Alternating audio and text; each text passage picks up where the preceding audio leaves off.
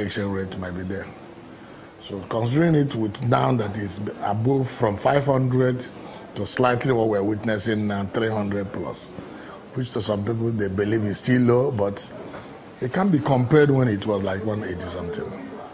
So it drastically affected import, But on the other side, the good side of it is that Nigeria is beginning now to develop our export.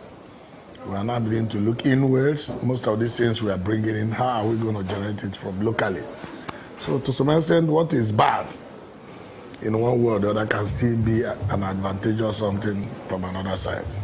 I wouldn't want to look at it from the profitable angle of it, but I think the hike in the exchange rate has drastically affect the export sector, because now most of the people that are into importation now, they are no more going the way they hog the number the way they're not used to go, has now come back to begin to look inwards on what to do. And well, I think the export sector now is picking up, though picking up with one or two constraints. Most of the export items that we generate in this country are from the hinterlands, okay?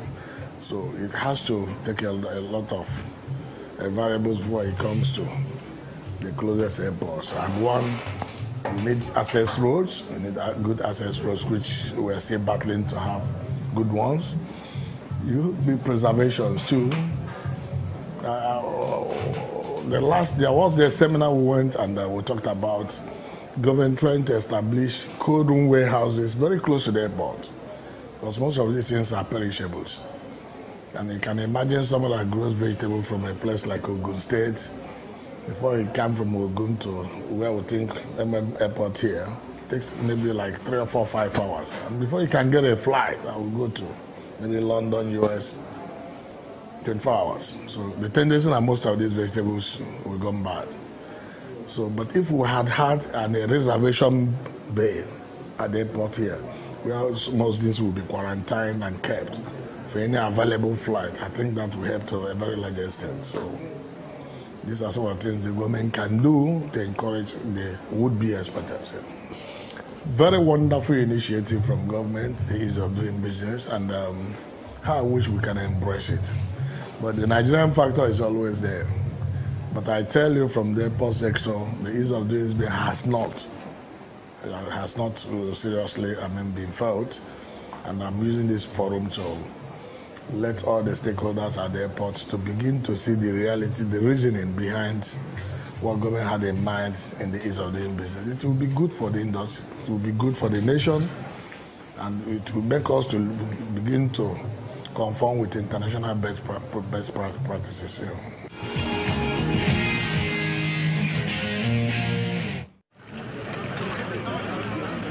Nigerian airlines involved in the Hajj airlifting will lose about 25 billion naira to Saudi Arabian airline Flynas in this year's exercise.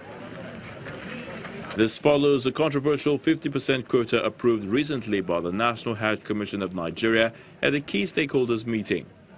In the deal, Flynas will airlift 47,500 Nigerian pilgrims, leaving local carriers to jostle for the remaining half. However, the move has come under criticism, with some players in the aviation industry questioning the rationale for tipping such bilateral air service agreements in favor of a foreign airline, while depriving indigenous ones the opportunity to grow. Saudi authorities allot a 95,000 pilgrim slot to Nigeria yearly.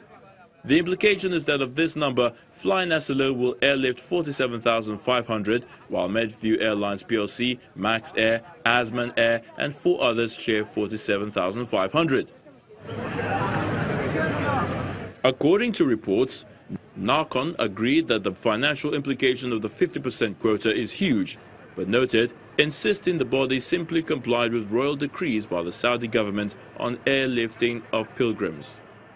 14 years after the liquidation of the former national carrier Nigeria Airways, a company from the country has successfully carried out a sea check on a wide-body aircraft. The feat was achieved recently when Aero Contractors Airlines and its recently approved maintenance, repair and overhaul facility at the Murtala Mohammed Airport, Lagos, successfully carried out maintenance check on one of the aircraft in its fleet, Boeing 737 Classics with the registration number 5NBLG. Since the liquidation of the national carrier in 2004 by the federal government, Nigeria Airlines have been carrying out major checks on their aircraft outside the country. It cost the airlines at least $1 million, that's about 365 million naira, to carry out a comprehensive check on their aircraft. But with the successful verification of C-check on the Boeing 737 Classics by the airline, such checks will now be carried out in the country, while capital flight will also reduce.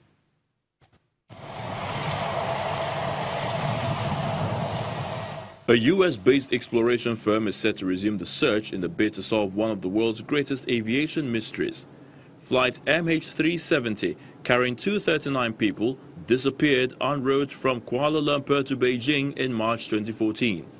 Australia, China, and Malaysia ended the fruitless search in January last year.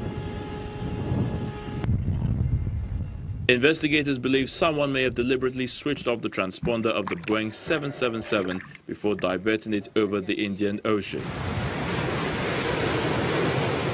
Several pieces of aircraft debris have been collected from Indian Ocean islands and along Africa's east coast, with at least 3 being confirmed as being from the missing plane.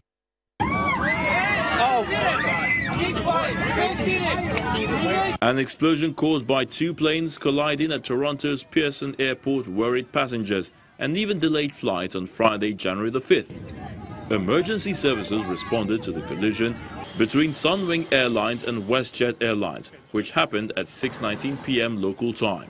There was a big plume of black smoke that went over the fuselage, so I'm pretty sure that's what I smelled. So that's when I started panicking. Calgary-based WestJet said that all 168 passengers and 6 crew members on board its plane were safe and accounted for. Sunwing said there were no passengers or crew on board its plane at the time of collision.